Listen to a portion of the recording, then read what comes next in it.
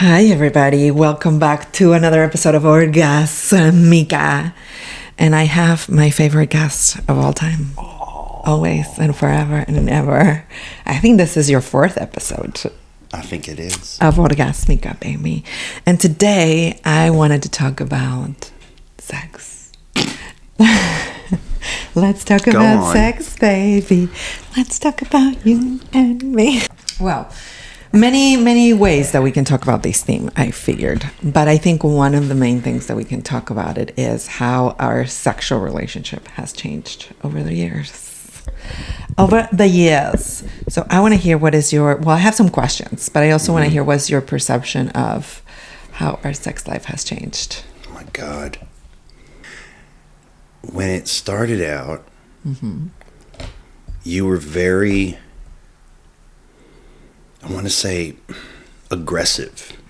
Aggressive? Yeah, and I had never experienced that before. What do you mean by aggressive? Like you liked... Like was I punching you? No. Aggressive. We weren't like beating the shit out of each other or anything. That's not aggressive sex. What? Or I guess it could be. It could be. You liked pushback, you know, and I had never experienced that before. And I didn't know what to do with it.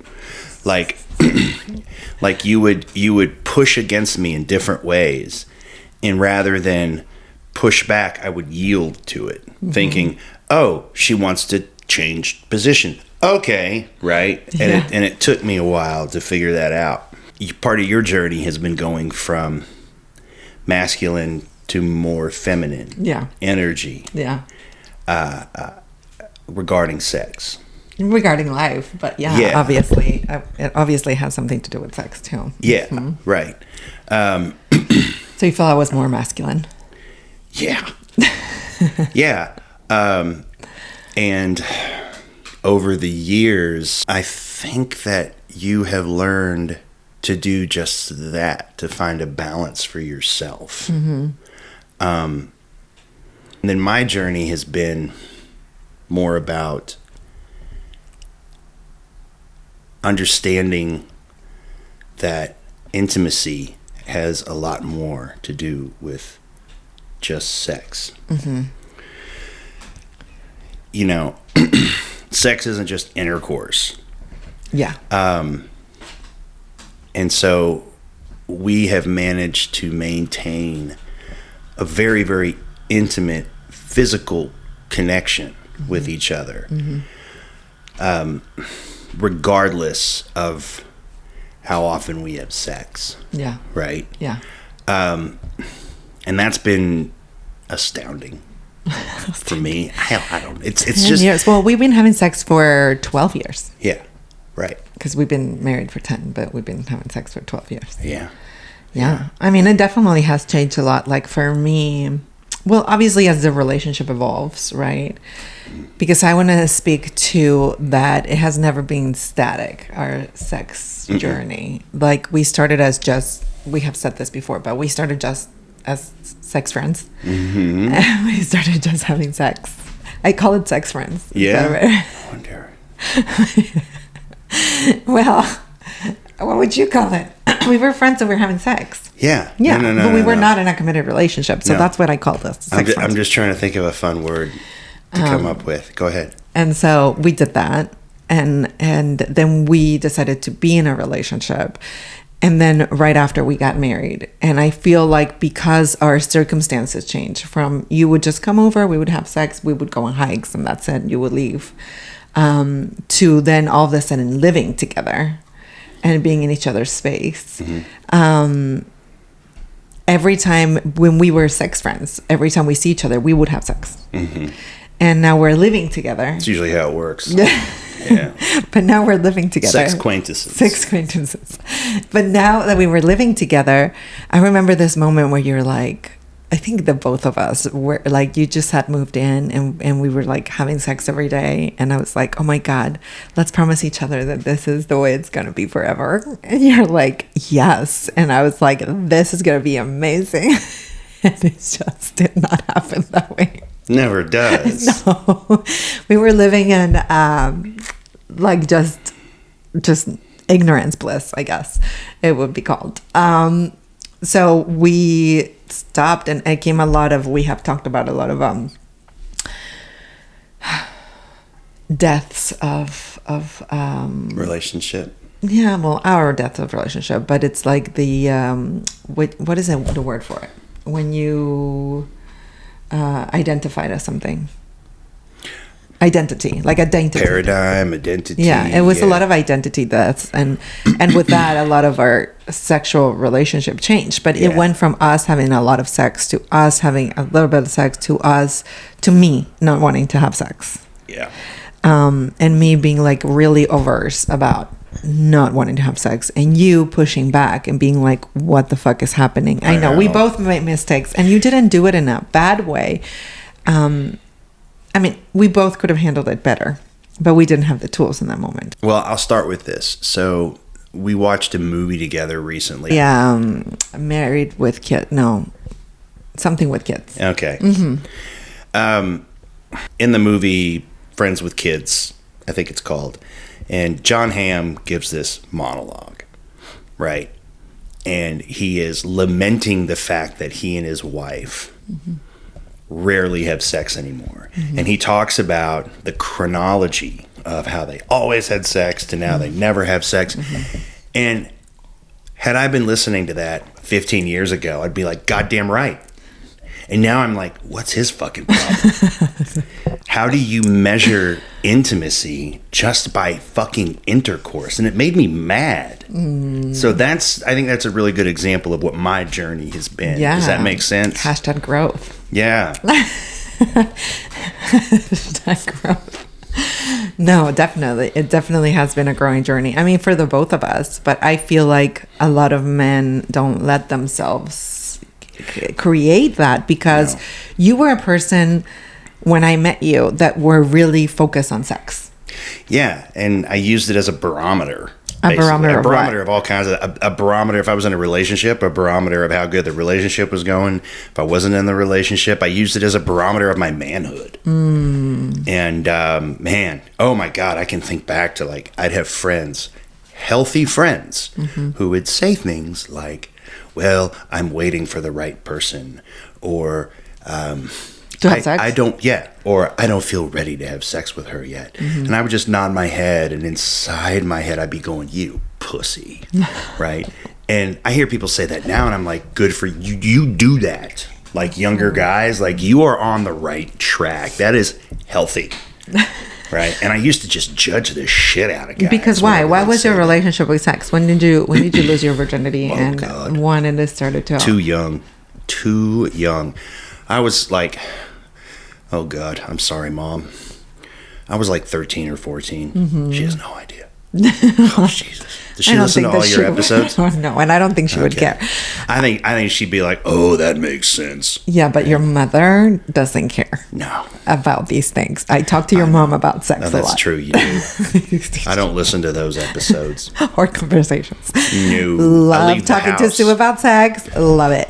So, next subject. So, tricky subject.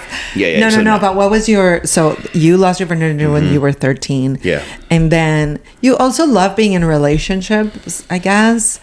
Because I would find myself in relationships. Ooh, let's speak about that. Like, I just had a hard time saying no, or disappointing people. Yeah, I remember, like, I was in a relationship. My first girlfriend, and when I changed high schools in, what the hell was it, 10th grade, I said yes to going out with this girl because I didn't want her to not like me. Yeah. So I had a lot of that going on. Yeah. So you will find yourself in relationships. Yeah. I'd find myself in relationships, and then, I'd go on, and then I'd be single again. But you would have sex in all your relationships after you lost, I hate the word virginity, but okay, just for the sake of this. After you had sex, you started in every relationship that you had, you would have sex? Well, yeah, and here's the other thing. Well, yeah. I mean, well, there could be girls that were they didn't have sex before. Yeah. And so you were their first time. you. You were a lot of girls first. Not a lot. Not a lot. You know, I'm not like a triple digits guy or any of that shit. No. I actually have never asked you what is your number. I don't know. I don't care either, but I really don't. I used to keep track of that, and I don't remember. But you're not a triple digits guy? I don't think so. I really don't. It doesn't reach 100. I don't think it ever did. No, okay. I really don't. So I would do that. But here's the other interesting thing that I think is interesting. I would first, when I would first get into a relationship with a woman, I had a very preoccupied attachment style with them. So it was all about proximity and this fear that they were going to leave me. Mm-hmm. And then over time, once I felt secure in the relationship, that wasn't going to happen, it would flip to what the hell is it called? The other kind. Dismissive. So over time, as I got comfortable in the relationship and I felt more secure, I would switch to a dismissive style. Mm. And it didn't matter. It was more about them needing me more than I needed them. And yes. That's when I would do one of two things. I would either cheat, or I would leave, or those are the two options. or I would cheat until they found out and leave me. Right. So I'd sabotage it. Yeah. Yeah. Yeah. Oh man, it is so interesting because I feel like that's a lot of, I guess, men's journey when it comes to sexuality. You know, it's like your value, because of what society tells you of what your value is in sex. Oh yeah, I remember in junior high, we'd all make bets with each other. Right. And I think that's a huge problem. I don't know how kids are going to grow up in this era with porn and sex and information that is so wrong. Changing a lot for the better. I think I hope so, because a lot of my generation got educated about sex through porn, and you can tell, and it was horrible. And a lot of the younger generation, like the ones that have access to it even more so, they started because let's talk about porn, because this is an interesting subject to me. So to me, I used to watch certain type of porn, and I used to watch a type of porn with you. There was a certain type of porn, and then, but it's not the normal, quote unquote, normal of what people usually watch in porn, because I felt the women is in pain. Like that's like, I didn't care how much they moaned or how much they pretended, but the act, I don't know if because it was lack of intimacy or something that made it aggressive towards a woman. And I would feel this poor, like my reaction when watching those type of porn, I would go, oh my God, this poor girl. Like it doesn't turn me on. I just feel really bad for her. Yeah. And then I started finding out that most of these girls were sex slaves. So then I stopped consuming all porn because I don't know which ones they are and which ones they're not, and I'm not going to become part of consuming something that it's a danger to women in that kind of sense. There's a woman though that creates make love not porn, and it's porn for women. Okay. And there's this big difference, and it's like, you know, very slow and very like seductive and very like look into each other's eyes and like heart coming many times, but like there has intimacy in it. Yeah. And and you can play with things like the reason why women are really into 50 Shades of Grey or something like that, which brings a woman into submission, right? But it's not just a man bringing a woman into submission. It has a whole story of how like they're in love and like there's this intimacy around him. Like he's the only one, like she's like wants to explore this just with him, and he just cannot wait because he's in love with her, and they fall in, and that's why it is like hot for women. Okay. Right? And so there's a difference of what turns women on and what turns men on. There's a huge difference.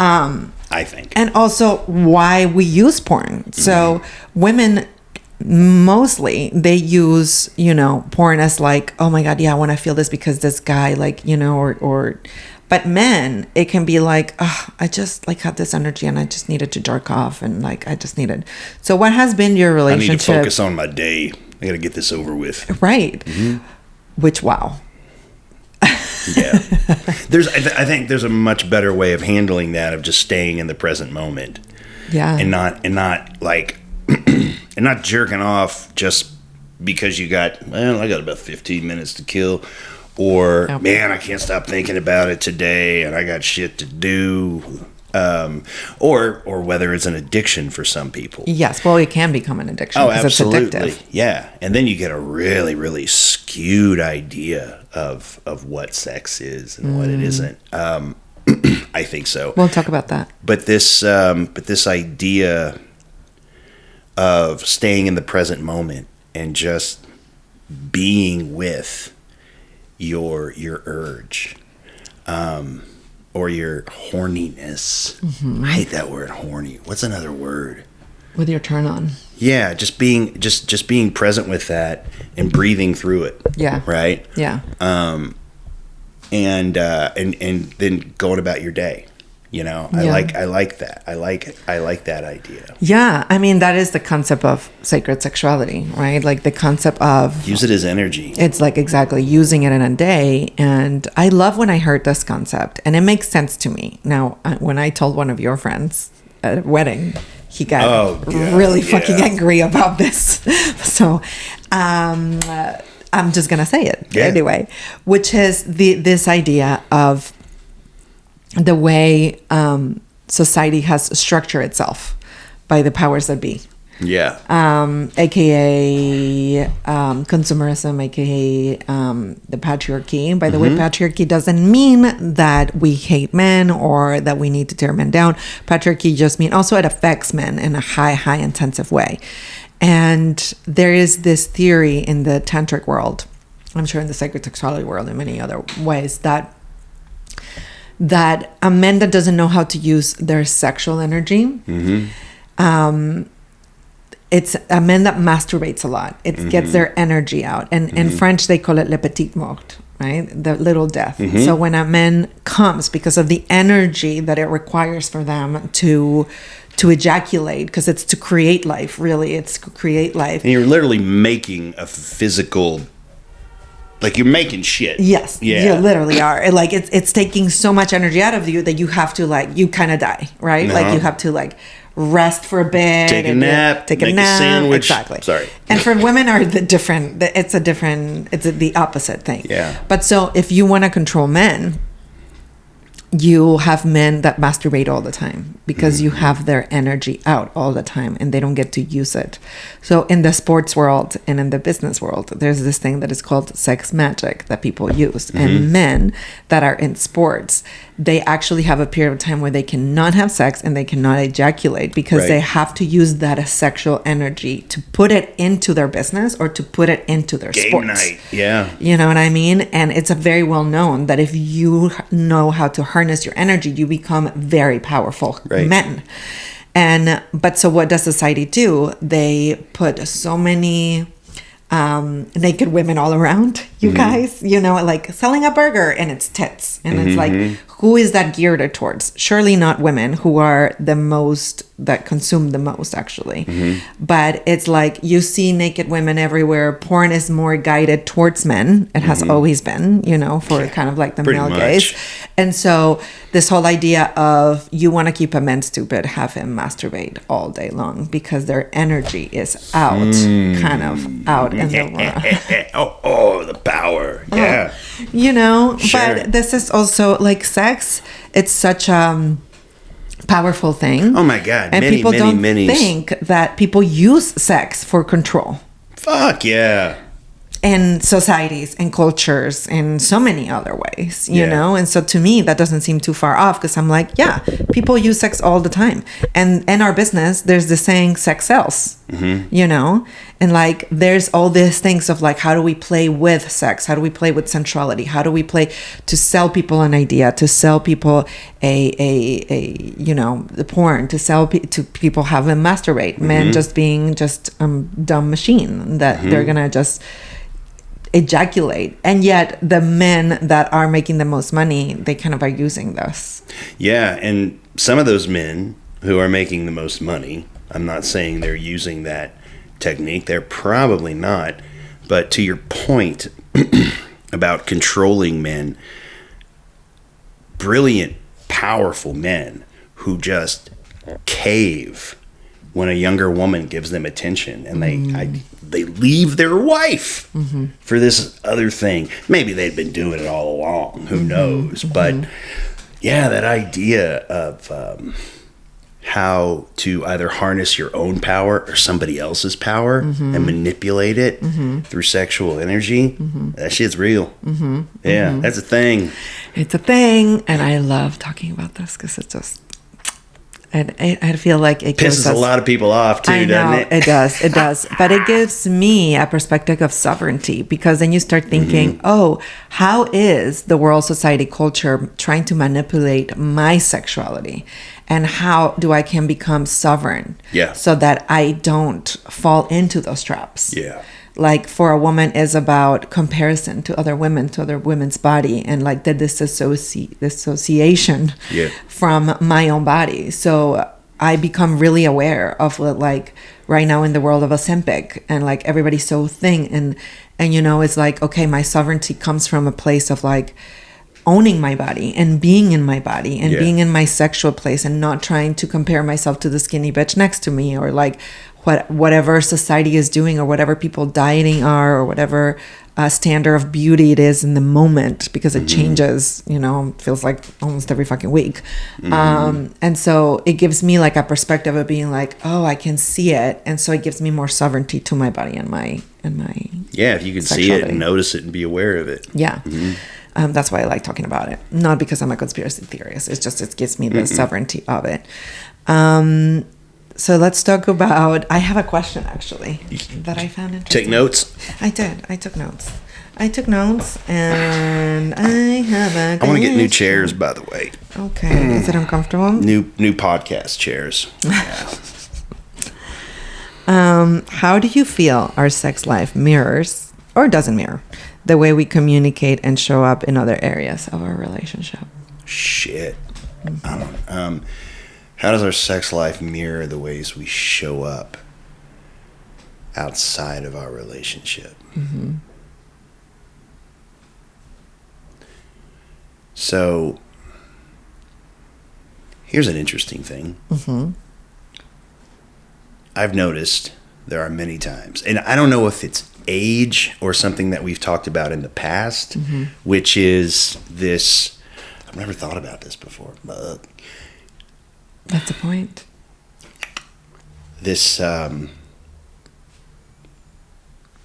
wait for it. Hang on, I just had a thought. It was a good one too. How, it'll come back to me. But oftentimes, you know, part of this, I'm like ashamed to talk about it, because there it is. So I don't want to have sex the way I used to, right? I just couldn't get it out of my mind. I wanted to have sex with anybody and everybody, right? And that changed for me when we entered a new chapter in our relationship, right? And it's one of two things. It is either age and or I still sometimes have trouble, but not the way I used to, associating sex with anything other than promiscuity. When we dove deeper into our relationship and I was 100% committed, my sex drive plummeted. You remember that? I do. Yeah. Yeah. And I don't know, maybe I'm either still getting it back because I'm doing the work on it, Baby, you're back. or it's because I'm 48. I don't know. But I think it's probably a combination of both. And so I think about that, and how does that show up in life for me? I think in a way it mirrors my insecurity, my attitude towards going after things, like, man, I'd never be good at that, or that's too much trouble, or I'll lose my mind if I do something like that, or being subservient to bosses because I just don't believe in myself. I think there's a correlation there. And what's changed is not like motivation and ambition, but accepting myself. Yeah. Really accepting myself, and like just take a moment or longer, pause, and really wait for the discovery of what you want in life, as opposed to trying to force it. Yeah. Yeah, it is interesting because it was first me, right? Like the one that plummeted their sex drive. And rightfully so. I don't know if rightfully so. It was my body saying a lot of things. It was protecting itself, if I recall. Yeah, it was my body protecting itself because I would agree to have sex out of pity, out of being like, damn. Shit. Sorry, babe. That's okay. Not pity for you. Not pity for you. Pity because rightfully so. I mean, I remember this one specific trip and you were like, Virginia, this is not what I agreed to. And we were engaged. We weren't even married. Well, we were married. Okay. And the first wedding. And you were like, this is not what I agreed to. And I was like, why? I couldn't figure out why I didn't want to have sex anymore. I said that? This is not what I agreed to? Jesus. No, yeah, but you have grown. But that day we were like, let's promise each other the Oh yeah, right. And I was like, and I came back to that day being like, that's true. That's a promise that we make, which is the stupidest promise that you can make to somebody. It's like, I think we both breached that contract. Like our sex life is going to be the same forever. Like it's the stupidest thing that you could ever like promise yourself, ask of somebody. Like it's just not realistic. But we were in the very in love phase of the part of the relationship where you're not in reality, you're in fucking fantasy land somewhere. Yeah. And so I started to be like, okay, no, I mean, he's right. Yes. Yeah. I did. Yes. Agree to this. And so I would force myself. And the thing that would happen, and I actually have never asked you this question. What? Are you ready for me to ask you this question? Okay. So what would happen is that I would pretend, and it would be really painful. Like Jesus, it was like hurting me, but I was pretending. But then I would get really, after it finished, I would get really resentful. Sure. That you did not see how much pain or how much uncomfortability I was in. Yeah. So did you ever see it and ignored it? And you were like, I just need to get it done because we need to be having sex, or you really didn't see it? I don't think I saw it. You didn't see it? I don't know. I don't remember. I swear to God. No, I believe you. I'm not like pleading the fifth here or anything like this. You. So all I know is that now, one, you communicated. Yes. And two, I'm going to lose my boner if, let's take that back. You can say that. I know. If what?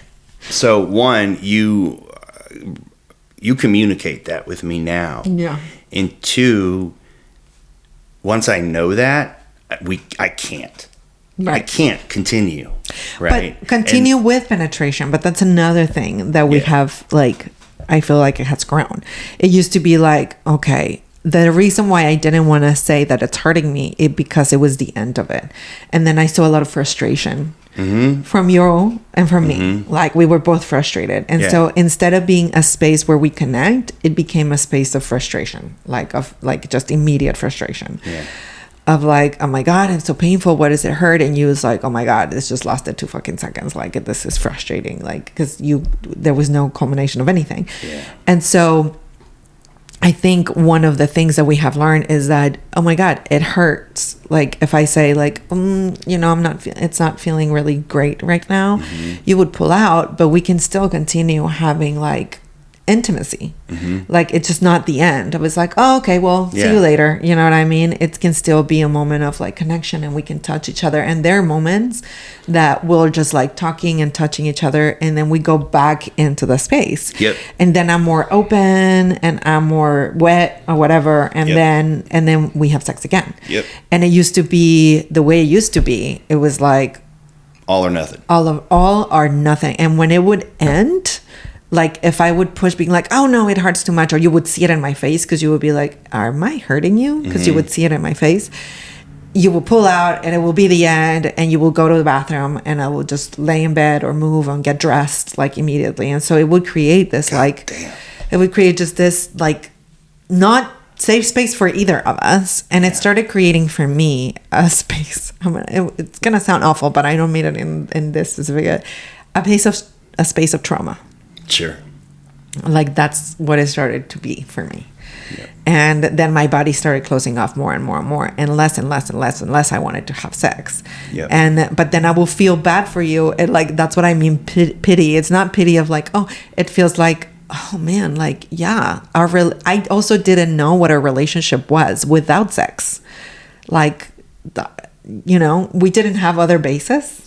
Do you think that another reason, in addition to pity, because you were afraid I would go and get it elsewhere? I will always think that. Yeah. I would probably still think that. Yeah. It's, but I don't do it out of that anymore. No. And the thing that I have learned is that because I experienced that sex is not just about intercourse, I feel like we have sex in a lot of our life. It's like, I'm just like laying there. I have like this position in bed where I like look at my phone, and I'm just like, my stomach is on the bed, but my feet are on the floor. And every time I'm laying like that, you come in and you're like, oh my God. And you start touching me, and you start like touching my boobs. And I'm just looking at my phone. When you're bent over? Yeah. When I'm bent over. And I love it. And is this, that like, that's just a moment that we have. And we have these moments a lot of the things. I want to say one thing that you do and you did and you have always done, except for maybe a little bit period of time where we were going through it and we were just so disconnected. We were not even in a relationship anymore. I mean, we were, but we weren't. Yeah. It's something that you have done consistently since I met you, that you, every day, I don't know, at least like 2 or 3 times a day, you say how beautiful I am. I'm just overwhelmed by it. Baby. I'll just like, because out of the blue, I'll just look up and be like, holy shit, she is beautiful. Baby, yeah. I love you. It does so much. It does, because, I mean, I definitely preach about us connecting to our own bodies as women and like feeling connected and just the desire for myself. But there's such a beautiful thing that every time I've changed my clothes, every time I get naked, it doesn't matter what you be doing. You will put the thing down, you will look at me, and you'll be like, God damn it, you're hot. Yeah. And there's so many women that I talk to that they're like, oh, I'm like running around naked. My husband doesn't even look up anymore. And one of the things that I so appreciate about you is how just desired I feel every day. I feel a lot of desired from you. Like, I don't feel like I'm not desired by you at any moment. I feel like very desired. And that is something that is really beautiful. Good. To experience. Do you feel desired by Fuck me? yeah. You All do? the time. Okay, good. Because you're hot too. Yeah. Oh my God. That's the other. Because I don't really feel hot. I used to, man. I'll admit, like I thought I was hot shit. You are hot shit. And I don't really see it anymore. And I don't get the same response from women that I used to. Yeah, but that has nothing to do with your physical. I know. Well, I don't. Because you know, it used to be, and it still is an ego boost, right? And I was like, man, I guess I just don't have it anymore. But I think what it is I don't put off that energy anymore. Exactly. And I'm wearing a fucking ring. Well, that doesn't matter. Apparently, you've told me that. That's crazy. But no, it's not crazy. But yeah, so I'm just kind of like, well, I guess those days are over. And then I think to myself, God, but my wife thinks I'm so hot. Thank God for that. So it's like it's all ego based. Yeah. But it's just like, how do I say this? Like, I'll always have you because how do I say this? I'll think to myself, you know, I don't need that ego boost from anybody else, regardless, because my wife really thinks that I'm attractive. Oh my God. My wife is, and I'm 100% convinced she's not saying it out of pity or anything else. She is 100% attracted to me. Yeah, I am. And that's really enough. You know what I mean? Yeah, but I also understand it's like feeling desired by other people. It's also part of, our ego and what I feel like it's part of our DNA almost. Oh my God, yeah. I mean, I worked in a gay bar for 10 years and I would think to myself, I'd get rejected all week in auditions and think, well, at least I got my shift tonight. They want to fuck me. Gay men will always think that you're hot. And women too, I think. Thank you. I mean, you should look at your comments on social media once in a while. I know you don't do a lot of social media, but you should so you get your ego boost in there. Yeah, that's another subject to tackle one of these days. So I want to talk a little bit about where I am sexually in this moment, what I want to explore, and how you have leaned into it. Yeah. Because I do have find the balance between the masculine, like you said. I came out very aggressive and aggressive with my energy, and I am more energetically dominant. But you don't like being submissive in bed, so you push back to that. Yeah. And so that was the pushback that I had. Mostly men submit to me before. Yeah.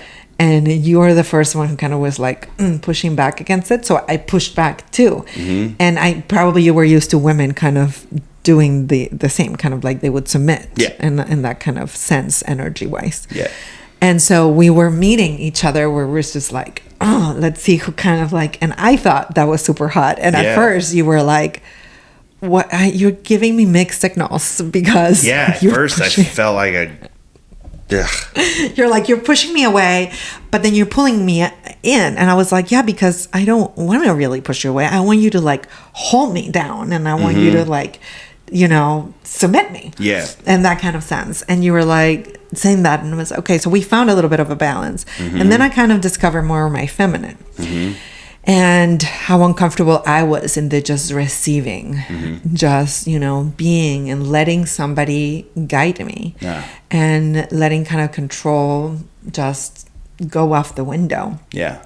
Because part of being in a space where you felt a certain kind of trauma sexually, it's really hard for me to let the control completely out of me. Of course. And so lately, I've been telling you that what I wanted to experiment was with this energy. Yeah. Of what would it feel like if I fully just submitted to the moment.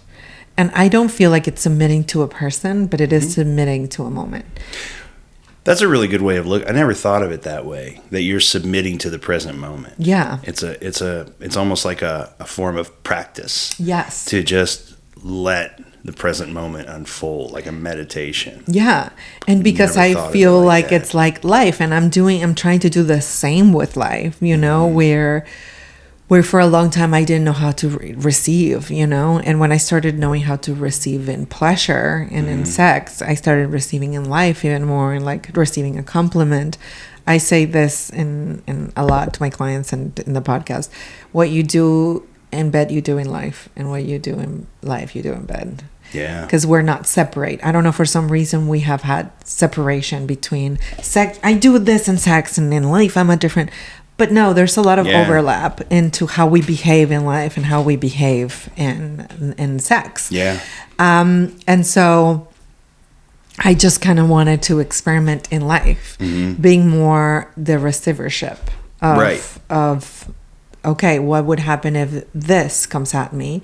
And instead of going into like fixing mode, which is masculine, into like, okay, because I had to be this past couple of years with the movie and with business and stuff like that. Okay, fixing, and like, let's move into, and I'm very conscious of going back into my feminine on a daily basis, but I want to tap, I have this need right now to really tap into that space of like, okay, I will receive whatever it's coming my way. And I just think this is really funny because it says so much about you, and I love that. I love that so much. Where are we going with this? I asked you, I was like, I need you to just fully tie me down with cover my eyes. Yeah. And just do to me what you feel like you want to do to me, and we're gonna have a safe word. And we did. We had a safe word. I'm not gonna say the safe word, but you went into the bedroom and you were like, okay, yes, got it. And you were there for like 2 hours. That's like me. Oh God, that's so me. That's what I'm saying. Time, I lose track of time when I start doing shit like that. It felt like 30 goddamn minutes. Oh my God. So you were there for a long time. So what the fuck is he doing? I just thought that you were just going to grab a couple of ropes that you have and just, oh no. He did this whole concoction. Oh my God. This whole situation of like a rope here, a rope there. And then he did like another rope under the bed, like over the foot of the bed, and with my feet, that I can just like sleep my feet in, and he will just like just do this with the rope. It's like just enough tension to loop around your ankles. Yes. And then I had like a sliding contraption across the front with handcuffs, I believe. And then I made wrist guards for you. You did. So that the handcuffs wouldn't chafe you. Yeah. It was nuts. Oh my God. Of course, I should have figured that that's what you would do. You were like, you did a whole, I mean, even people that do BDSM don't have like such a fancy situation created in 2 fucking hours. They probably spend money on that shit. Yes. And you're like, I'll make you like, oh, but like the cuffs are going to hurt your wrists. So I created this whole thing. You cut a wetsuit. I did. I cut up a neoprene wetsuit. And you made me this like... See, I knew I'd need that wetsuit someday for something. Oh my God. It was the cutest thing ever. And like, so that even made me feel so taken care of. So then I come into a space where I already feel so taken care of. Right. I was like, oh my God, he thought about everything. And so when I feel taken care of, I can even more so just let go and submit into whatever. And we played it with a little bit, and we're going to play it with more. Because then we started like playing with belts and things. Yeah. And it's been really fun. But how you been feeling about that exploration of mine in this space? I ain't feeling bad, I'll tell you that much. Are you into it? Yeah. Okay. I absolutely am. There's that hesitation of, I don't know what it is. It's like, and I just have to sit and be present with it and learn from it. But there's like this hesitation. I think that like I'll take it too far, or it's hard for me, I think, to lean into it.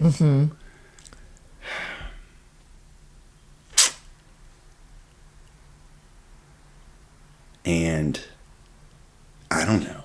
Yeah. I really don't. I I'm down. I'm into it. Yeah. But I think there's something about you, baby, that like, and there's something about me, and it says something about my relationship to our relationship. How I handle sex. What do you mean? I don't know. I don't know. But just as we have a relationship to each other, I have a relationship to our relationship. Yeah, of course. And that is something that I'm exploring right now. The relationship to our relationship. Yeah. And that is it affect, well, everything affects it. Yeah. But is it giving you a little bit more insight in this sexual space that we're creating? Okay. Yeah, absolutely. I don't really have more to say on it. That's fine. That's okay. Yeah. Yeah. Because I separated. I don't think anybody really does. They just don't realize that they're including their sexuality in everything they do. Yeah. Right. No, people don't realize because we have made it, because the situation is when we make it a taboo, then we put it on a specific door, and that is like in the dark and somewhere, and we don't feel like it's part of our existence, and that we take it wherever we are, and that it doesn't, that's what I said, it doesn't have to be. People want to have a barometer of how much, like you did, right? How much sex you're having. It's equal how good your relationship is. And I completely and absolutely disagree with that. Yeah. I feel that is, what space are you creating in sexuality between you and your person? Not how many times, but the space that you created, and where and how do you are allowed to explore on different things without crossing boundaries of other people. Yeah, I mean, when you ask a man, how's your relationship, how's your marriage, they will almost immediately respond with, our relationship is great. We have sex 4 times a week. Right. And I'm like, that's not what I asked. No. Yeah. No. Whereas in the past, I'd been like, that's awesome. That you're successful. Yeah. And that is really sad, because women go through so many, I mean, men do too, but honestly, women go through so many hormonal changes that especially when they have babies and they have kids, you know, and you have a whole body of change, and men don't that way. Yeah. And so it's really sad that men barometer of success in a relationship, and I'm not going to say all men, right? Like some men, it's just how many times you have sex, because that's not it. I had a couple of clients that had sex every day. They hated each other. Damn. But that was obviously part of their juice. No, to hate each other. They were about to get a divorce, and they're like, the thing about them is like they couldn't understand why. If they literally came to me and they were like, we don't understand why, if we have sex every day, why is our relationship failing? And I'm like, because it doesn't matter how many times you have sex. Yeah. It's like, from what space are you having sex? Are you having sex just to get it out, or because you're supposed to have to, or because that's the barometer of relationship, or really are you having sex to connect with somebody? And it changes over time, you know. Sometimes it's because I want to be close to you, but sometimes it's because I want to just like feeling my body, and you make me come back to it. And there's other times because I want to have fun and I want to laugh, and sometimes we are looking at different entrances, but communication and being like, this is what I need and this is why I'm coming to this space with, it's what makes the clearer picture, right? Because I tell you, this is what I'm exploring in my life right now. This is what I'm exploring in my sexuality. Would you like to partake in it? You know, and you're like, yeah, and you build me a fucking thing. You know what I mean? But I was able to express it instead of just being like, how about you tie me down and just submit to you? And you might not be into it, and you might just be like, oh, I guess I have to do it. And that goes for both genders, you know? And you don't do anything because the other person, it's like, explore it, talk about it, have conversations about it. And we do. We have a lot of conversations about this. Yeah. Okay. All right, baby. Well, I have to go to the airport. I have to drive you. You have to drive me, and you're sweating your ass off. It is so hot in LA, hot in and here? like it's getting hot in here. Thank you for having these conversations with me. I hope people get some of the things. And if you guys like this combo and you want to have a part 2 about sex combos, there's so much more to explore about this subject. So share this episode, like it, give it a 5-star review, comment on it. This is the only way that I keep growing. It's because of this. Thank you. Send it to your partners. Have these sexual conversations. Maybe send this to your partner so you can start having a conversation. And I'll see you guys next week in an episode in Spanish. Thank you. Thank you, baby. I love you, baby.